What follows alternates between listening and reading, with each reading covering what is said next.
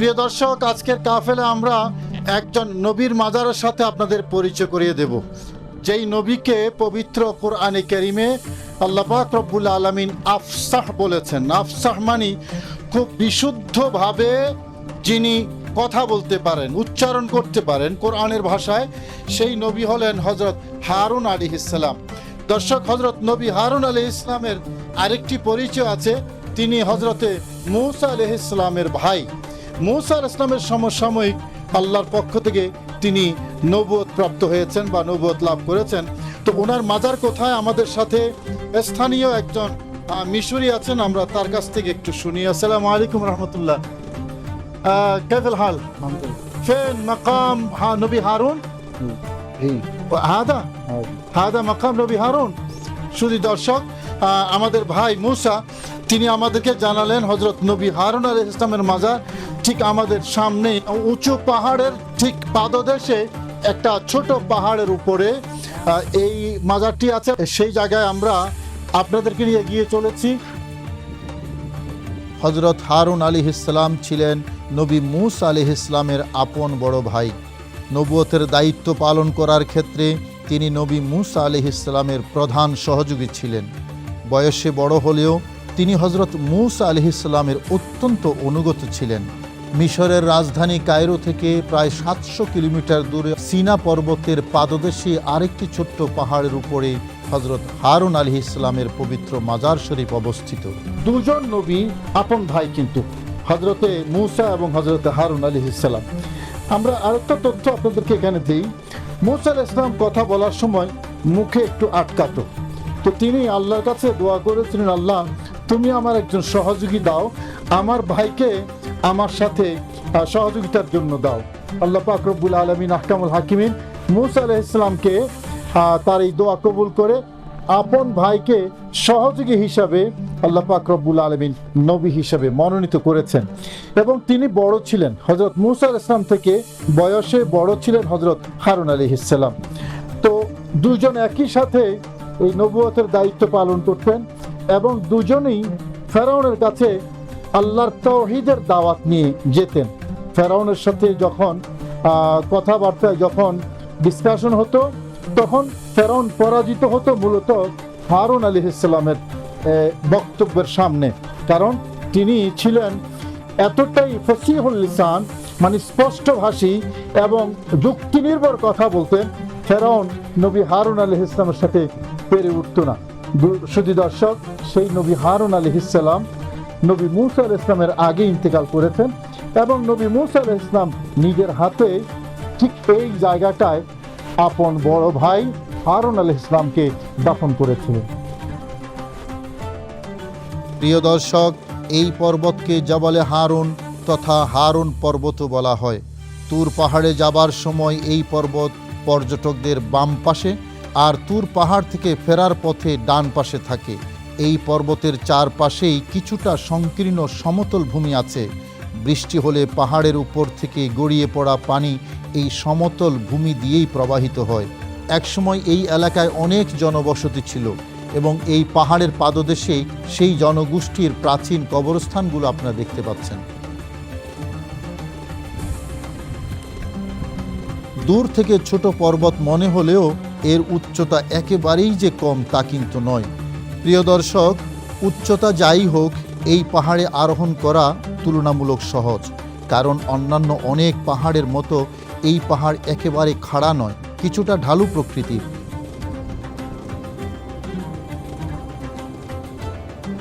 প্রতিদিন অগণিত মানুষ এখানে আরোহণ করেন, তাই মানুষের পদভারে পাহাড়ের অনেকাংশ কিছুটা মসৃণ হয়ে গিয়েছে।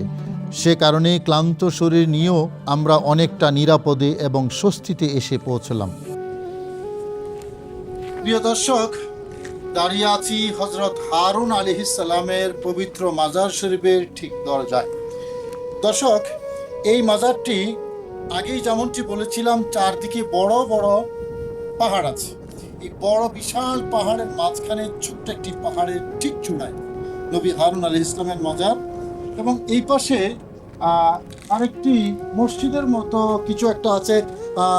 মূসা,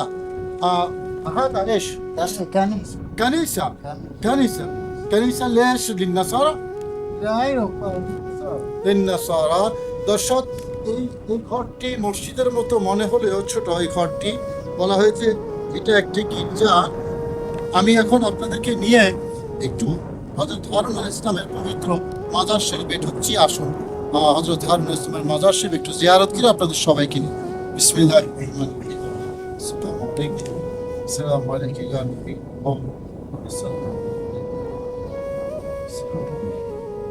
প্রিয় দর্শক, হজরত নবী হারুন আলাইহিস সালামের কথাও পবিত্র কোরআনে কারীমের অনেক জায়গায় এসেছে।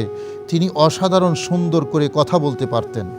হজরত মূসা আলাইহিস সালাম কথা বলার সময় মুখে একটু আটকাতো, তাই দ্বীনি দাওয়াতের স্বার্থে নবী মূসা আলাইহিস সালাম আল্লাহর দরবারে আপন ভাই হারুন আলাইহিস সালামকে নবী হিসেবে তার সহযোগী বানিয়ে দেওয়ার জন্য মহান আল্লাহ তাআলার নিকট দোয়া ফরিয়াদ করলেন। মহান আল্লাহ তাআলা সেই দোয়া কবুল করে নিলেন। সে কারণে হজরত নবী হারুন আলাইহিস সালাম মূসা আলাইহিস সালামের অনুগত থেকেই দায়িত্ব পালন করেছেন। প্রিয় দর্শক, নবী হারুন আলাইহিস সালাম অনেকটা নরম মেজাজের ছিলেন। নবী মূসা আলাইহিস সালাম যখন মহান আল্লাহর আহ্বানে তাওরাত কিতাব গ্রহণ করার জন্য 30 দিন রোজা পালন করার জন্য তুর পাহাড়ে গিয়েছিলেন, তখন বনি ইসরায়েলের দেখভাল করার জন্য আপন বড় ভাই হজরত হারুন আলাইহিস সালামকে দায়িত্ব দিয়ে গিয়েছিলেন। নবী মূসা আলাইহিস সালাম মহান আল্লাহর ইচ্ছায় আরও 10 দিন সেখানে থাকলেন। এইদিকে সামিরি নামে একটা ধূর্ত লোক মাটি দিয়ে একটা গরুর মূর্তি বানালো এবং হজরত জিব্রাইল আলাইহিস সালামের ঘোড়ার পায়ের নিচের মাটি সংগ্রহ করে সেই গরুর মূর্তির ভেতরে ঢুকিয়ে দিল। সাথে সাথেই মাটির তৈরি এই গরুর মূর্তির মাঝে প্রাণ সঞ্চারিত হলো। দুষ্ট ওই সামিরি তখন মানুষকে গোমরা করে এবং বলে, এই গরুর পূজা করো, কারণ এর ভেতরে ক্ষুধা আছে। সে কারণেই মাটির তৈরি এই গরু জীবিত হয়ে গেছে। তার কথা মতো বনি ইসরায়েল জাতি এই গরুর ইবাদত করতে শুরু করে। এইদিকে নবী হারুন আলাইহিস সালাম বারবার তাদেরকে গরুর ইবাদত করতে নিষেধ করেন, কিন্তু তাদের প্রায় সকলেই নবী হারুন আলাইহিস সালামের কথায় কর্ণপাত করেনি, বরং কেউ কেউ নবী হারুন আলাইহিস সালামের উপর চড়াও হতে লাগলো। 40 দিন পর তাওরাত হাতে নিয়ে নবী মূসা আলাইহিস সালাম যখন ফিরে আসলেন এবং দেখলেন বনি ইসরায়েল জাতি গরুর পূজা করছে, তখন তিনি ভীষণ রাগান্বিত হয়ে আপন বড় ভাই হারুন আলাইহিস সালামকে দোষারোপ করতে লাগলেন। হজরত হারুন আলাইহিস সালাম পুরো ঘটনা বুঝিয়ে বলার পর নবী মূসা আলাইহিস সালাম নিবৃত হলেন। প্রিয় দর্শক, এইখানে শুয়ে আছেন হজরত নবী হারুন আলাইহিস সালাম। আজ থেকে হাজার হাজার বছর আগে তিনি দুনিয়া থেকে বিদায় নিয়েছেন এবং নবী মূসা আলাইহিস সালামের হাতে এখানেই তিনি সমাহিত হয়েছেন, এখানেই তিনি আরাম করছেন। দর্শক, একজন নবীর পবিত্র মাজার কতটা সাধারণ দেখতে পাচ্ছেন আপনারা। এবং আমরা যদি ছাদের দিকে দেখাই আপনাদেরকে, তাহলে দেখেন সাধারণ কাঠের কত সাদামাটা ছাউনি এখানে আছে। আসলে যারা আল্লাহর নবী এবং রসুল হয়ে থাকেন তারা এরকম সাধারণ জীবন যাপন করে থাকেন এবং সাধারণ হিসাবে শুয়ে থাকেন। আল্লাহর দরবারে ওনারা কিন্তু অসাধারণ। হযরত নবী মূসা এবং হারুন আলাইহিস সালাম পৃথিবীর মধ্যে আল্লাহর দুশমন খোদাদ্রোহী, যে একেবারেই সর্বোচ্চ মানের খোদাদ্রোহী, তাকে মোকাবেলা করেছেন। তার নাম ফেরাউন, যাকে রামসিস II বলা হয়ে থাকে। সেই ফেরাউন কতটা দুর্দণ্ড প্রতাপশালী ছিল, সে নিজেকে বলেছিল, আনা রব্বুকুমুল আলা, আমি তোমাদের বড় খোদা, তোমাদের বড় রব। সেই ফেরাউনের বিরুদ্ধে যারা তাওহীদের বাণী নিয়ে রুখে দাঁড়িয়েছেন এই পুরো মিশরে, তারা হলেন তাদের একজন হযরত এই হারুন আলাইহিস সালাম। আজ এখানে তিনি সমাহিত হয়ে আছেন। শুধু দর্শক, এসেই জিয়ারত করতে পেরে মনটা আসলেই ভরে গেছে। প্রিয় দর্শক, হযরত হারুন আলাইহিস সালামের ইন্তেকালের ঘটনাও অনেক আকর্ষণীয়।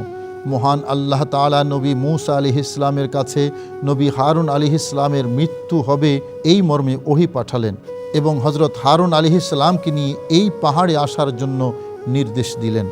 আদেশ মোতাবেক নবী মূসা আলাইহিস সালাম হযরত হারুন আলাইহিস সালামকে নিয়ে এই পাহাড়ে আরোহণ করলেন। তখন হারুন আলাইহিস সালামের বয়স প্রায় 120 বছর।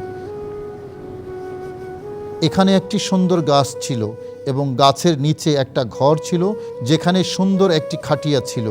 হজরত নবী হারুন আলাইহিসসালাম নবী মূসা আলাইহিসসালামকে বললেন, হে মূসা, এত সুন্দর খাটিয়া, এই খাটিয়ার উপর ঘুমাতে আমার মনে চায়। নবী মূসা আলাইহিসসালাম বললেন, ঠিক আছে, তুমি ঘুমাও। হজরত হারুন আলাইহিসসালাম বললেন, আমার তো ভয় হয় ঘরের মালিক এসে আমাকে ঘুম থেকে ডেকে তুলে আমার কাছ থেকে জবাবদিহি চাইবে। হজরত মূসা আলাইহিসসালাম বললেন, আচ্ছা, ঘরের মালিকের প্রসঙ্গটা আমি দেখব, তুমি বরং ঘুমিয়ে পড়ো।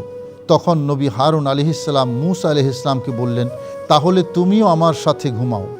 এই প্রস্তাবে নবী মূসা আলাইহিসসালাম রাজি হলেন এবং দুই ভাই একই খাটিয়াতে ঘুমালেন। এই ঘুমের মধ্যেই হজরত হারুন আলাইহিসসালাম ওফাতপ্রাপ্ত হলেন এবং মহান আল্লাহ তাআলা তার ফেরেশতাদের মাধ্যমে নবী হারুন আলাইহিসসালামকে আসমানে তুলে নিলেন।